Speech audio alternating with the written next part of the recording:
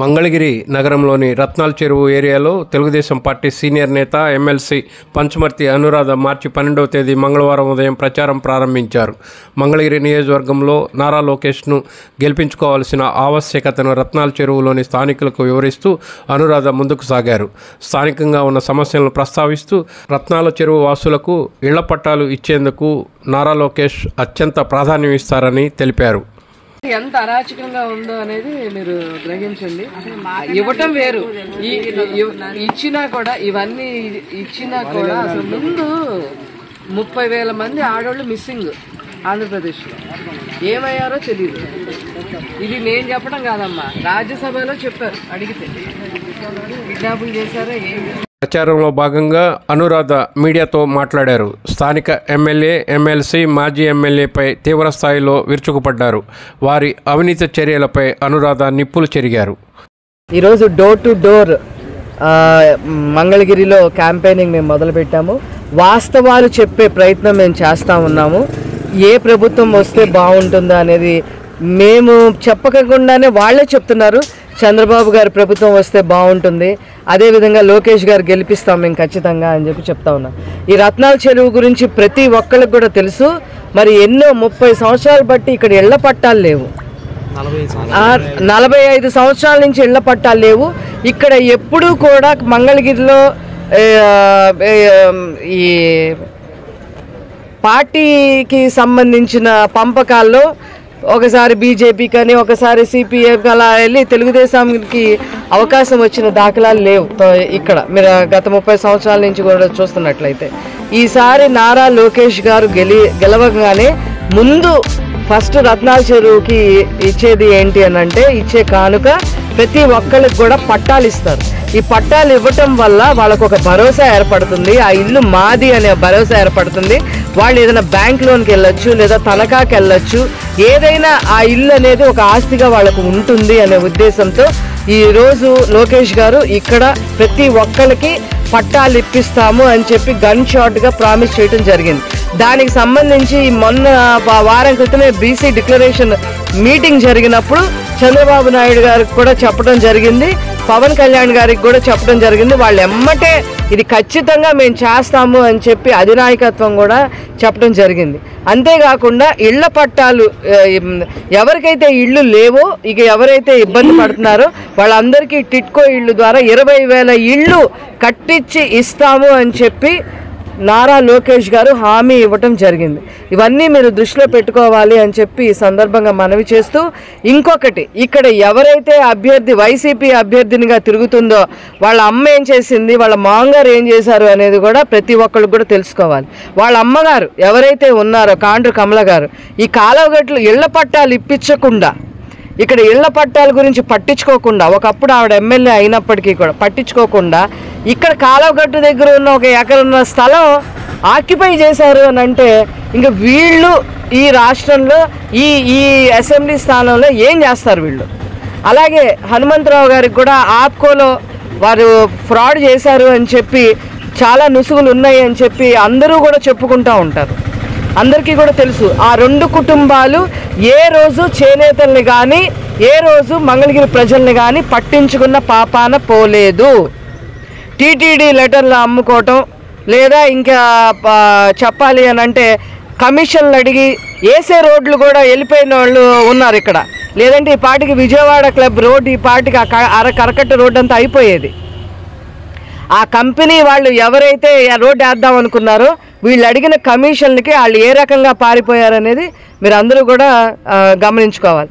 తర్వాత రామకృష్ణారెడ్డి ఏంటినా అసలు మాకు అర్థమే. అసలు నువ్వు 10 ఏళ్ల నుంచి ఇక్కడ నువ్వు ఉన్నావు, నీకు మీరు అని చెప్పడం కూడా తక్కువే. అన్నా క్యాంటీన్ ముగిపిచ్చేసావు, అన్ని రకాలుగా ఇక్కడ ఎవరు చనిపోయినా నీకు లెక్కలేదు, నేతన్న నేస్తంతో చనిపోయినా నీకు లెక్కలేదు. ఇక్కడ చేనేతలకి ఏ విలువ లేకపోయినా కూడా మీకు అసలు లెక్కలేదు. చేనేతలు ఓట్లు వేస్తే చేనేతలు ఓట్లు వేయకపోయినా నేను గెలుస్తా, మీరెంత, మీ బ్రతుకులు ఎంత అని చేనేత కమ్యూనిటీని, చేనేత కులస్తుల్ని అవమానపరిచాడు అతను. ఒక 300 కోట్ల రూపాయలకి ఇన్కమ్ ట్యాక్స్కి లెక్కలు చెప్పాలి. ఆ లెక్కలు చెప్పలేక అక్కడి నుంచి దాక్కొని ఇక్కడికి వచ్చారు. ఇక్కడికి వచ్చి ఏం చేస్తున్నారు? ఇక్కడ ఏం తంతులు చేస్తున్నారు? ముందు ఆమె దగ్గరికి వెళ్ళారు. ఆమె దగ్గరికి ఎందుకు వెళ్ళారో మాకు తెలియదు, షర్మిలా గారి దగ్గరికి. మళ్ళీ ఇక్కడికి వచ్చారు. అంతేగాని ఇక్కడ ఈ నియోజకవర్గం అభివృద్ధి చేద్దాము ఏమన్నా చేద్దాము అని చెప్పి లేదు. మొన్న మధ్య ఒక కొత్త డ్రామా ఆడాడమ్మా ఆయన. మీ అందరికీ మరి మా వాళ్ళకి ఎంతమంది తెలుసో తెలియదు కానీ నా దృష్టికి అయితే వచ్చింది. ఎక్కడో స్థలం అమ్మాడంట. ఇదిగో నేను స్థలం అమ్ముకొని ఈ డబ్బులు నేను ఇప్పుడు ఈ ఎలక్షన్కి అందరికి మీకోసమే వాడుతున్నాను, నా దగ్గర ఏమీ లేదు అంట. నువ్వు కొన్న 100 స్థలాలు వెయ్యి, నువ్వు 300 కోట్లు ఎలా ఎగ్గొట్టావు ఇన్కమ్ ట్యాక్స్కి? నువ్వు ఐడి రైడ్లు జరిగితే నువ్వు సమాధానం చెప్పలేవు, ఈడీ రైడ్ జరిగితే సమాధానం చెప్పలేవు. ఏంటి అమాయకమైన ప్రజల్ని మోసం చేస్తూ అందరి ముందు నేను స్థలం అమ్ముకున్నా లేకపోతే ఇల్లు అమ్ముకున్నానని చెప్పి నువ్వు చెప్పడం ఏంటి? నీ నాటకాలు ఎవరికి తెలియదు. నీ అన్న అయోధ్య రామిరెడ్డి మొత్తం గుంటూరుని చూసుకోమన్నాడంట. మొత్తం ఆర్థికంగా గుంటూరు మొత్తం చూసుకోండి అని చెప్పారని చెప్పి ప్రజలే చెప్తా ఉన్నారు. మీరు పేదోళ్ళ మంగళగిరి మొత్తాన్ని ఫుల్గా మింగేశారు, అన్ని రకాలుగా మింగేశారు. అమరావతి గురించి ఒక్క మాట మాట్లాడారా? మాట్లాడితే అమరావతి గురించి నేను ఒకటే అడుగుతా, బూటు కాలుతో ఆడవాళ్ళని తంతుంటే నువ్వు ఎక్కడికి పోయావు? ఈ రామకృష్ణారెడ్డి ఎక్కడికి పోయాడు? ఆడవాళ్ళని ఉద్యమం చేస్తుంటే వాళ్ళందరినీ రాత్రిపూట జైల్లో పెట్టి తెల్లార్లు ఉంచితే నువ్వు ఎక్కడికి పోయావు? ఏ గూట్లన్నీ దాక్కున్నావు?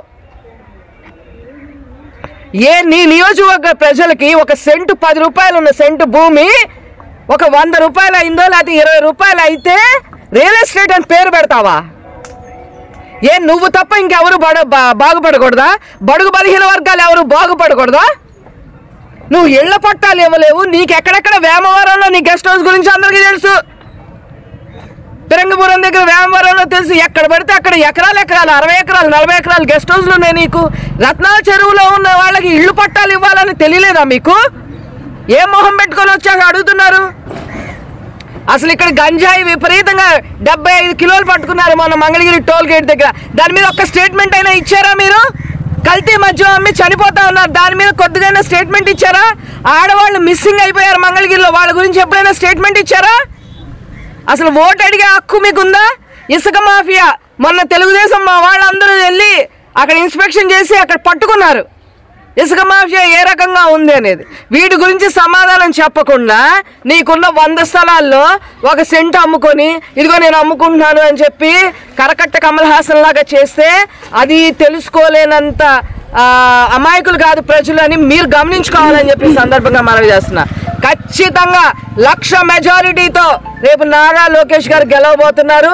మంగళగిరి సమస్యలు తీర్చబోతా ఉన్నారు. నువ్వు గంజాయి బారిని పడేస్తే వాళ్ళని ఎలా తీసుకురావాలో బయటికి తెలియక ఇది ఈ అబ్బాయి ఉన్నాడు, మహేష్ ఉన్నాడు. ఈ అబ్బాయి ఆధ్వర్యంలో టోర్నమెంట్లు పెట్టి ఈ పెట్టి ప్రైజులు పెట్టి ఈ పెట్టి క్రికెట్ టోర్నమెంట్లు పెట్టి అరే రండి గంజాయి బారిని ఎలకండ్రా బాబు ఇక్కడికి వచ్చి ఆడండి మీకు నేను ఎంకరేజ్ చేస్తాను. ఎవరండి ఇంతలాగా చేసేది? నారా లోకేష్ గారు తప్ప.